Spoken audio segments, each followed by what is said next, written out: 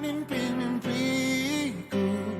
Kau bisa lumpuhkan tanganku, tapi tidak mimpi-mimpiku.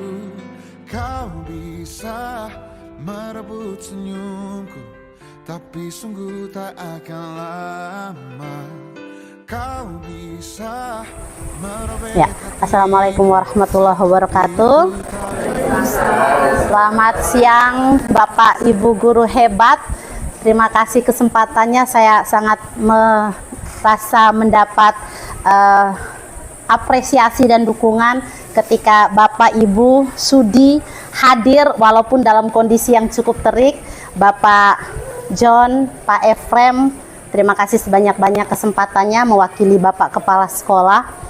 Jadi program kami ini program yang mungkin akan bersifat kontinu, karena apa yang kami pelajari dalam kegiatan pendidikan guru penggerak akan kami berbagi, kami sharing kepada Bapak Ibu yang lain sebagai bentuk praktik baik yang kami lakukan. Kurang lebih 1 bulan lebih kegiatan pendidikan kami, di mana materi yang kami pelajari pada awal pertemuan kami itu adalah tentang paradigma dan visi guru penggerak.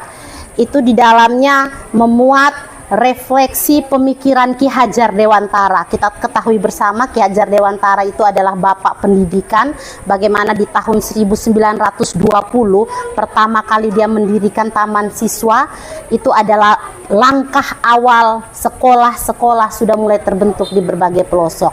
Walaupun meski pencapaian atau target dari pendidikan atau sekolah saat itu berbeda dengan tujuan pendidikan sekarang ini. Jadi setiap perubahan kurikulum itu kita sudah melewati 10 tahap kurikulum, 10 langkah perubahan kurikulum. Kurikulum Merdeka adalah kurikulum sekarang, dan mekanisme pendidikan kami juga itu mengacu pada kurikulum Merdeka.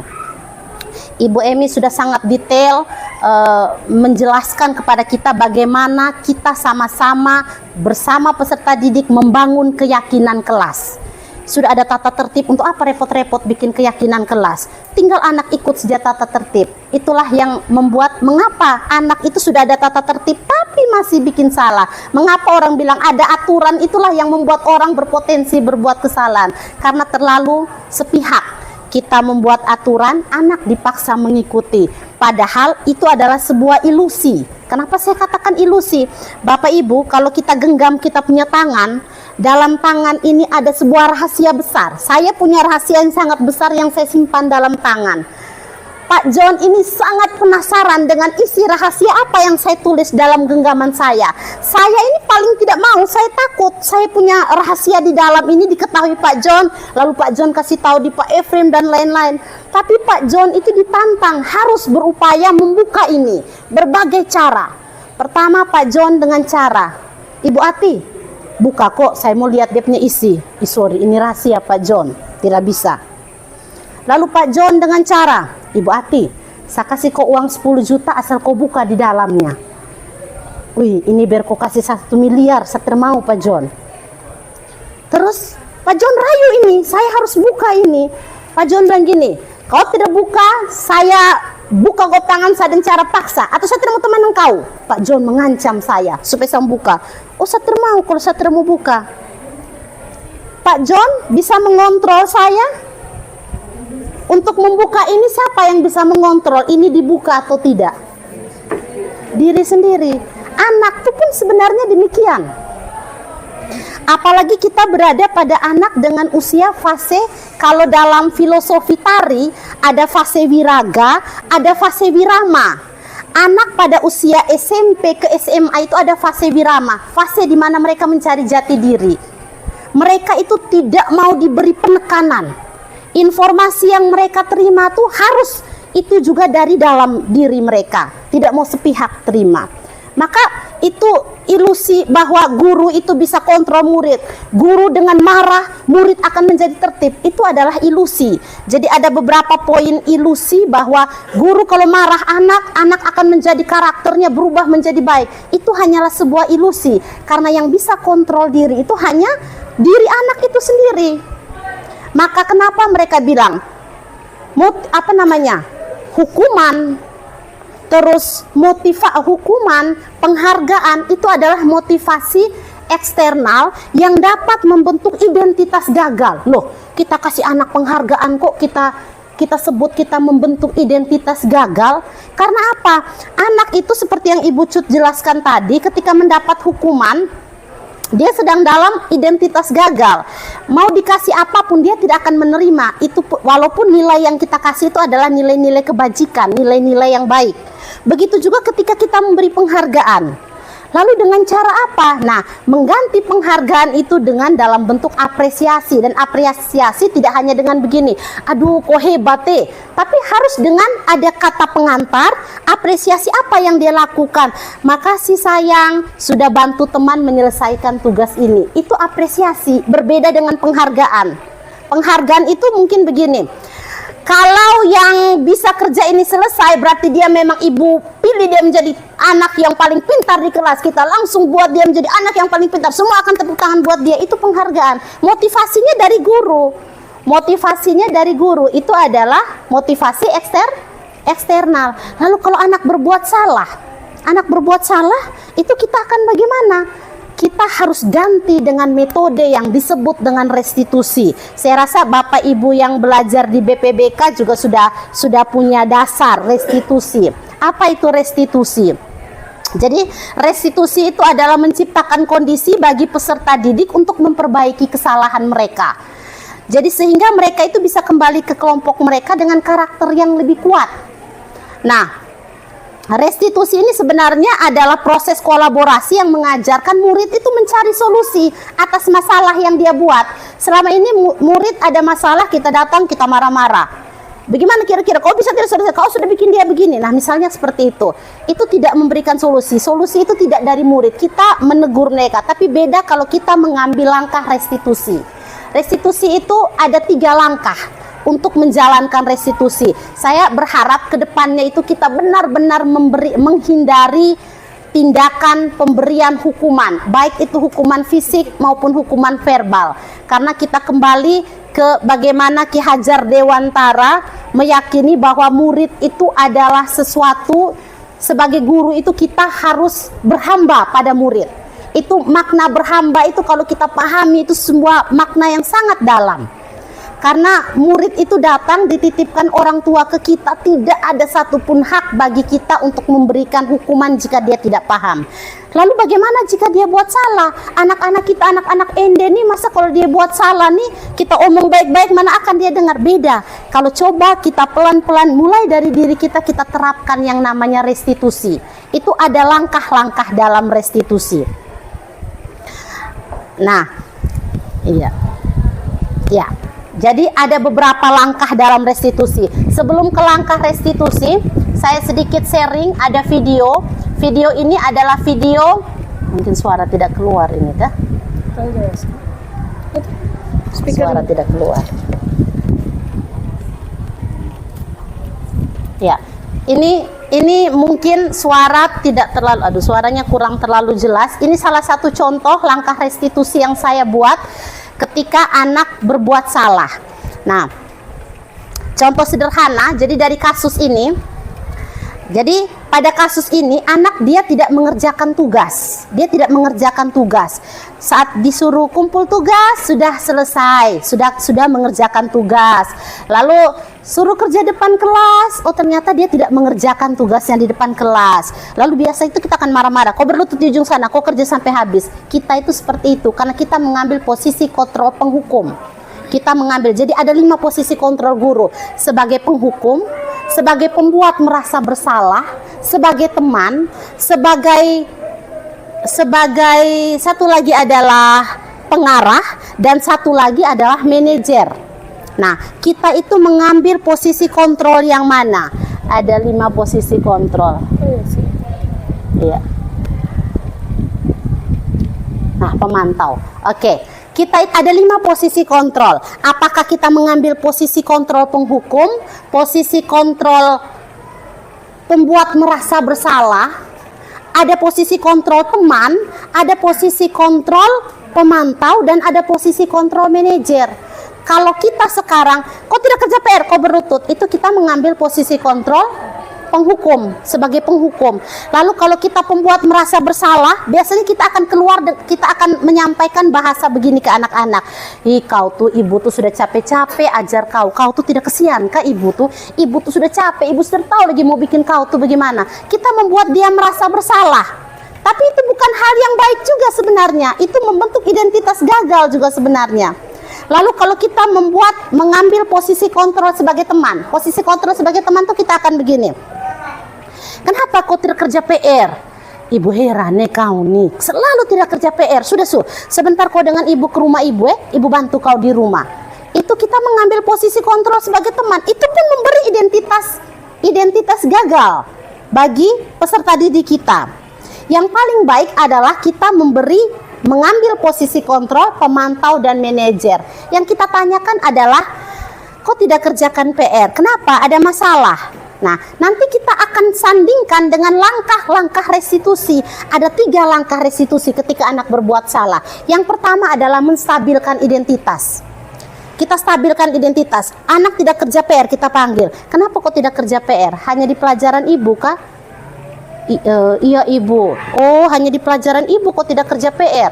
Tapi kata teman-teman, kau tidak kerja PR juga di pelajaran yang lain. Masih tidak jujur, misalnya masih tidak jujur. Iya ibu, tidak ibu. Oh, kenapa hanya di pelajaran ibu? Apa ibu tidak menyenangkan mengajarnya? Tidak ibu, di pelajaran lain juga saya tidak kerja. Itu kita sedang mau menstabilkan identitas dia. Oh, kalau begitu ibu tuh juga begitu. Kadang tuh ibu tuh malas kerja PR, wajar, manusiawi. Sesekali kita malas, itu tuh masih manusiawi. Semua orang juga pernah buat salah. Ada teman-teman kamu yang lain juga tidak kerja PR. Kita memberi penguatan buat dia. Itu kita sedang menstabilkan identitas. Itu langkah awal di restitusi. Tidak kerja PR kah? Ya itu wajar, manusiawi. Nah, lalu kita pindah ke langkah yang kedua. Langkah yang kedua adalah memvalidasi tindakan yang salah, memvalidasi kebutuhan dia. Lalu kok tidak kerja PR begini, kira-kira ini apa yang kau dapat dengan kau tidak kerja PR ini? Biarkan dia yang mencari jawaban, bukan kita yang bilangin kalau kau tidak kerja PR, kau tidak dapat nilai, kau tidak dapat ini. Kita memvalidasi tindakan dia, memvalidasi kebutuhan. Lalu kalau kau tidak kerja PR, kira-kira kau nanti bisa dapat apa? Terus apa yang kau tidak dapat? Biarkan dia yang berpikir. Oh, ini kalau saya tidak kerja PR nanti saya tidak dapat nilai ibu, saya tidak bisa ini. Nah, kalau sudah begitu, kira-kira ada yang bisa lebih buruk tidak dengan kau tidak kerja PR secara terus-menerus? Biarkan dia yang menjawab. Iya ibu, saya bisa saja tidak naik kelas nanti. Nah, yang langkah ketiga adalah menanyakan keyakinan. Kita punya keyakinan kelas itu kemarin tuh apa? Kita tidak bertanggung jawab kalau tidak menyelesaikan tugas dari guru. Nah, apakah mau jadi orang yang tidak bertanggung jawab? Tidak ibu. Lalu selanjutnya bagaimana kira-kira supaya menjadi anak yang bertanggung jawab? Ibu bisa kasih waktu tidak buat saya untuk saya kerja PR lanjutan di rumah, kasih tambahan waktu. Anak yang mencari solusi atas masalahnya. Kita hanya memberikan pertanyaan-pertanyaan yang membuat dia berpikir. Yang paling penting adalah kelas kita sudah menyiapkan keyakinan kelas, bukan hanya sekedar tata tertib.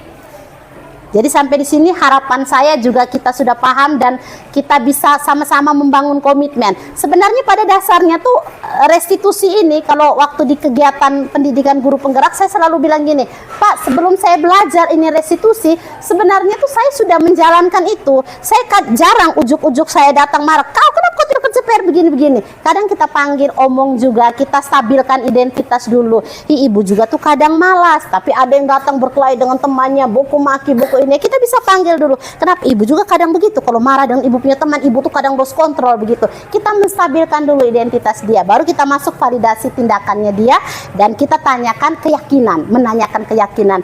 Jadi 3 langkah restitusi ini yang mungkin nanti pelan-pelan coba kita terapkan. Dan harapan saya tuh Bapak Ibu guru, ibu-ibu guru BPBK mungkin di waktu kuliah kemarin ada kan materi restitusi. materi restitusi. Ya, karena memang ini materi dasarnya BPBK. Jadi kalau kita pendekatan pada anak yang berbuat masalah, memang langkah yang paling dianjurkan adalah merestitusi. Anak ada masalah, Miss Eka, mari silakan restitusi Wenses, begitu misalnya.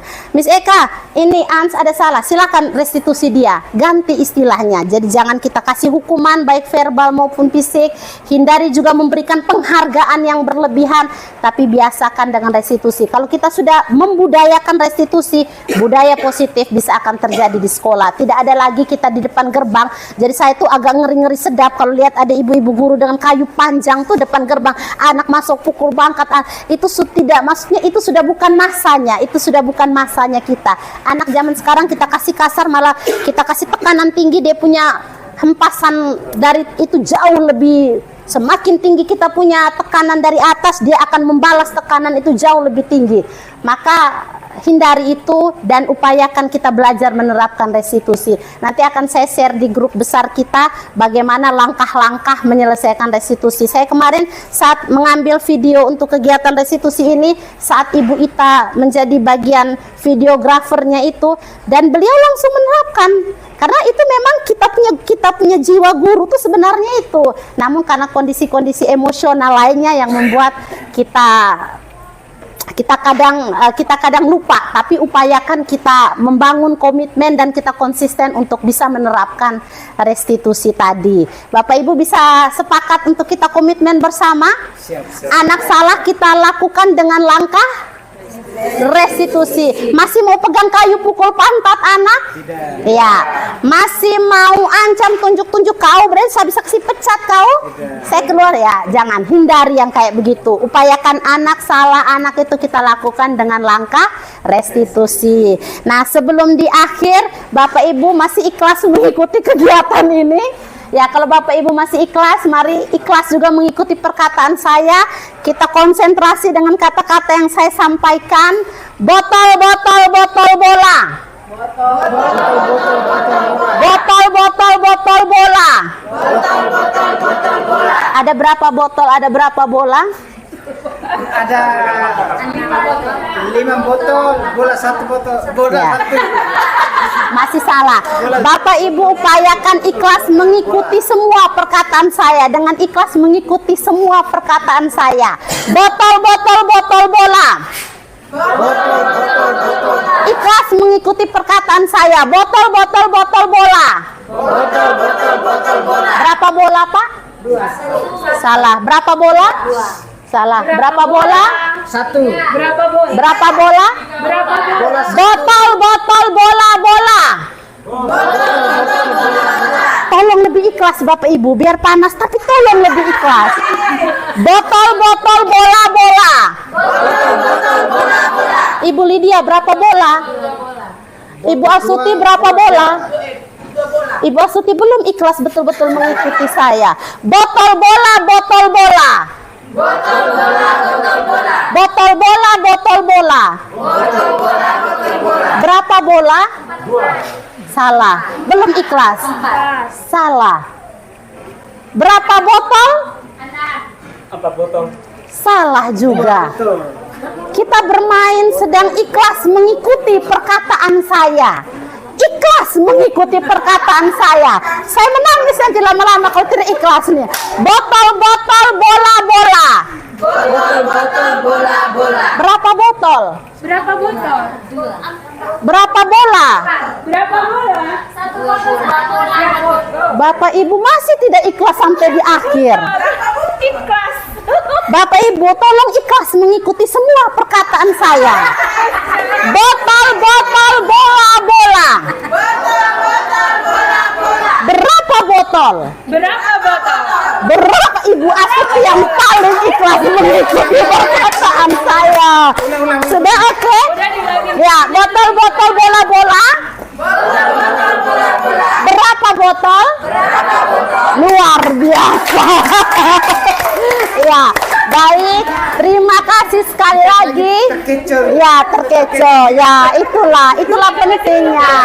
Jadi, ya, jangan terlalu berpikir terlalu keras karena ini just ice breaking.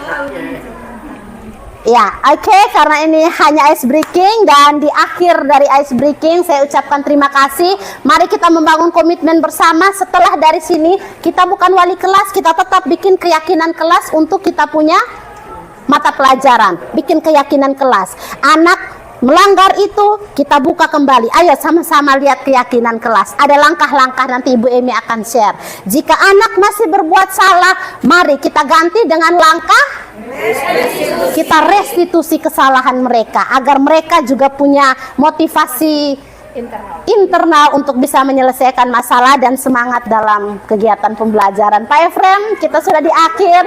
Terima kasih banyak. Betul-betul bola-bola. Masih belum ikhlas lagi Pak Efrem. Ya, mari Ibu Hafni silahkan. Ibu Hafni ini calon guru penggerak angkatan berapa Ibu Hafni? 9. Oh, 9. Oke, insya Allah ya, semangat ya, kami bantu dukung. Silahkan pertanyaannya. Ibu, saya mau bertanya. Tadi di materi yang sudah Ibu jelaskan terkait dengan motivasi baik terhadap anak, itu ada motivasi dari dalam diri dan juga ada motivasi dari luar. Kita pakai dengan istilah eksternal. Ya, eksternal dan motivasi intrinsik ya. Oke. Terkait dengan motivasi eksternal, itu yang pertama itu anak itu diberi hukuman, mendapat hukuman. Lalu yang kedua itu anak itu mendapat penghargaan. Oke. Dia mau berubah jadi baik itu karena yang pertama dihukum, Ya. terus yang kedua karena dihargai. Ya, ya. Motivasi untuk melakukan sesuatu karena Ya. takut dihukum Takut atau dihukum, karena berharap mendapat itu penghargaan. maksud Oke, saya. ya. Jadi dari materi yang sudah Ibu jelaskan tadi, Ya. saya mau bertanya Ibu, Ya. terkait dengan restitusi ini, anak itu apakah setelah dia berubah perilakunya menjadi perilaku positif, perilaku baik, apa yang didapat dari anak? Apakah ada penghargaan tersendiri Oke. terhadap Ya. anak tersebut? Ya. Lalu apakah tidak bertolak belakang dengan penjelasan Ibu di awal tadi? Ya, ya. Terima Baik. kasih Ibu atas Ya, penjelasannya. makasih Ibu Hafni, dapat diterima pertanyaannya. Jadi ketika Ibu Hafni bertanya bahwa anak itu untuk memunculkan semangat atau motivasinya, apakah motivasi itu intrinsik dari dalam diri ataupun motivasi eksternal atau ekstrinsik dari luar. Nah, dari luar itu karena takut akan hukuman, karena sangat berharap akan penghargaan. Tapi berbeda ketika anak itu sudah melakukan tindakan yang baik. Apakah kita sebagai guru tidak boleh memberikan penghargaan? Penghargaan yang dimaksud adalah penghargaan dalam pengertian membuat anak menjadi motivasinya itu motivasi akibat adanya harapan untuk mendapat penghargaan.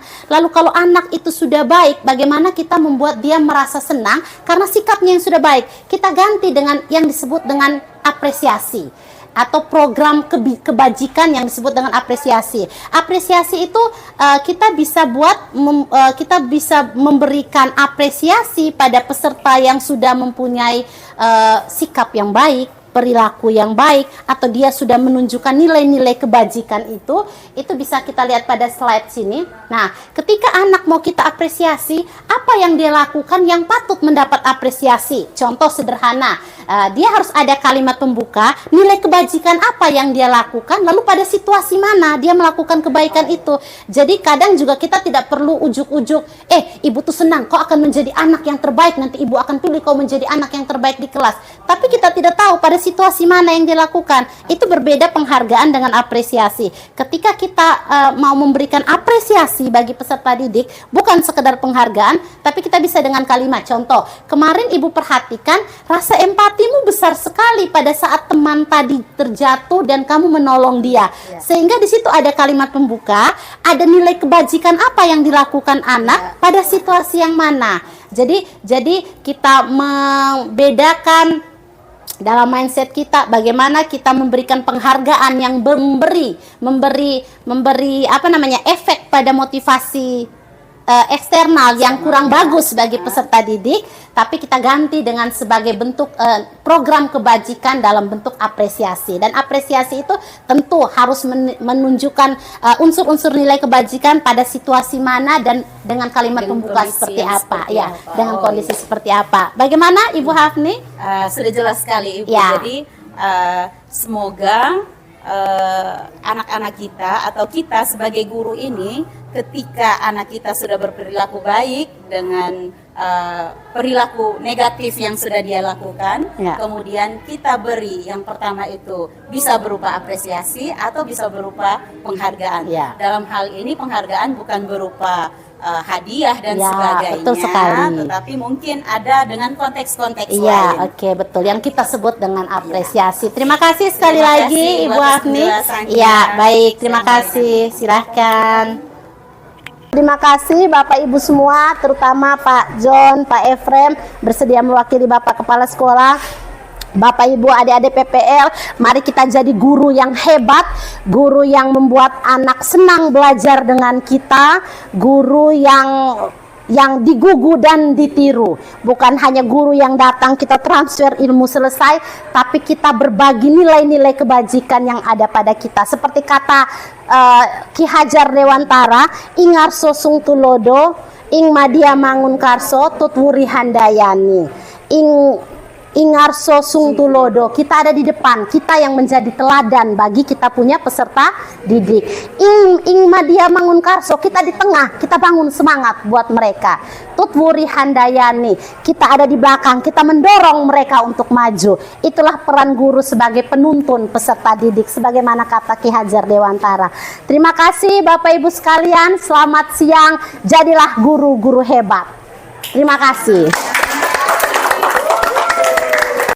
Selamat siang, mungkin saya di sini sebagai salah satu peserta yang telah mengikuti kegiatan yang dilaksanakan oleh Bapak Ibu, Ibu-ibu calon guru penggerak di SMK Negeri 1 ND ini. Nama saya Eka Rahayu Wulandari. Di sini saya membawakan mata pelajaran Bahasa Inggris dan Produktif Kejuruan Usaha Perjalanan Wisata. Untuk refleksi sendiri dari kegiatan ini sangat memotivasi semua guru yang ada di sini, terutama yang sudah mengikuti kegiatan pada siang hari ini. Jadi kegiatan aksi nyata berbagi praktik baik bagi guru-guru yang ada di satu sekolah bersama Ibu Israti. Ya, Ibu Israti. Ibu Israti. Di sini kami menerima input yang baik, yang positif tentang restitusi. tentang restitusi ya. Siang ini. Jadi sebenarnya yang kita sudah pernah lakukan, tapi dengan tidak sadar, seperti Ibu Ati bilang, mungkin dengan tekanan-tekanan lain kita melupakan bahwa yang seharusnya kita lakukan itu ternyata ada tahapan-tahapan bagaimana membangun kedekatan dengan siswa kita gitu, dalam memberikan masukan, hukuman, tapi dalam bentuk yang positif untuk siswa kita. Saja. Ya, terima kasih banyak Ibu Eka kesempatannya di siang hari ini. Terima kasih.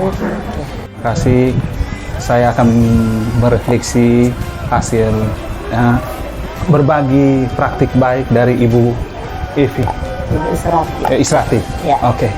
Jadi menurut saya hasil refleksi dari saya itu sungguh sangat luar biasa.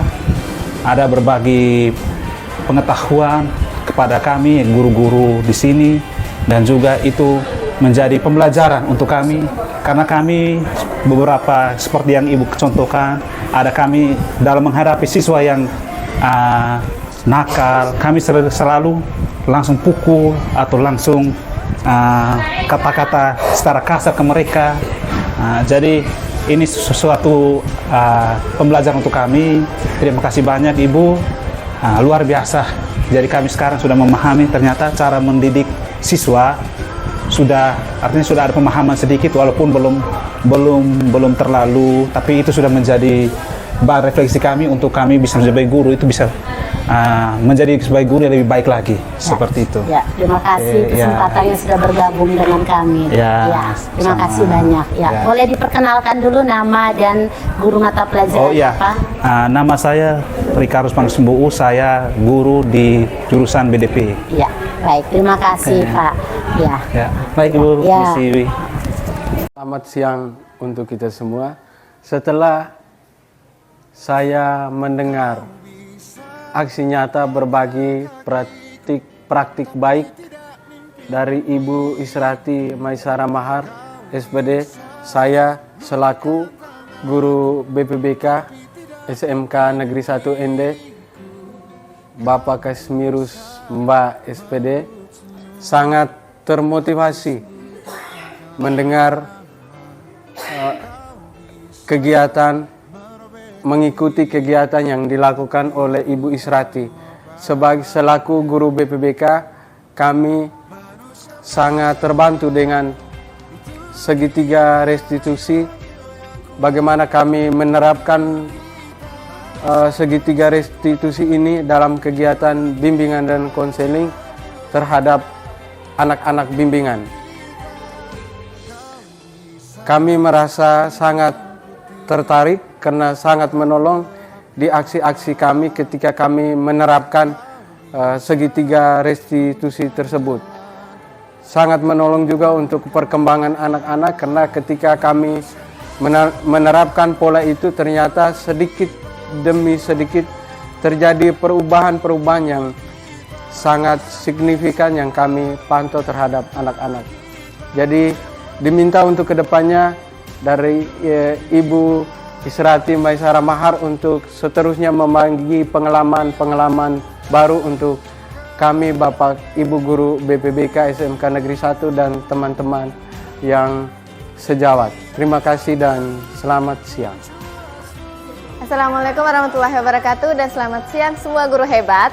Saya Nisa dari Guru Produktif OTKP. Saya telah mengikuti pelatihan aksi nyata berbagi praktik baik bersama Ibu Israti Maisara Mahar. Saya merasa sangat luar biasa dan sangat tertarik, sangat terhipnotis juga dengan apa yang diberikan atau dipaparkan oleh Ibu Israti Maisara Mahar. Karena saya sebagai wali kelas, saya merasa saya perlu adanya keyakinan kelas yang saya harus buat bersama anak wali saya, supaya mereka tahu di dalam kelas itu mereka berbuat apa dengan adanya keyakinan kelas tersebut. Terus ada lagi satu materi yang sangat menarik dari Ibu Israti Maisara Mahar, yaitu tentang segitiga restitusi. Wah, sumpah semua guru-guru hebat, kita harus belajar segitiga restitusi tersebut. Oke, doakan ya, semoga saya juga bisa ikut calon penggerak angkatan-angkatan berikutnya. Saya semua semangat dan jangan mudah menyerah. Terima kasih. Selamat siang, perkenalkan nama saya Ibu Yumi Mardiati Baba, biasa disapa Ibu Yumi. Nah, tadi kami sempat sharing mengenai materi yang diinformasikan oleh Ibu Israti Mahar, yaitu tentang restitusi. Nah, selama ini saya tidak paham apa itu makna dari restitusi, namun setelah mendapat informasi dari Ibu Israti, saya sudah mulai paham bahwa pendidikan untuk pendidikan restitusi kepada anak itu sangat mantap sekali, bagus sekali, dan itu sangat mempermudah guru dalam menyelesaikan masalah anak. Jadi saya antusias sekali ke depannya saya akan menggunakan konsep restitusi ya, Ibu Israti. Jadi saya akan menggunakan konsep itu terhadap anak didik saya, yang dimana tadi Ibu Israti sudah menjelaskan kepada kami begitu banyak hal. Insya Allah ke depannya saya akan menerapkan metode restitusi tersebut. Terima kasih Ibu Israti atas informasi yang diberikannya. Salam. Tapi tidak mimpi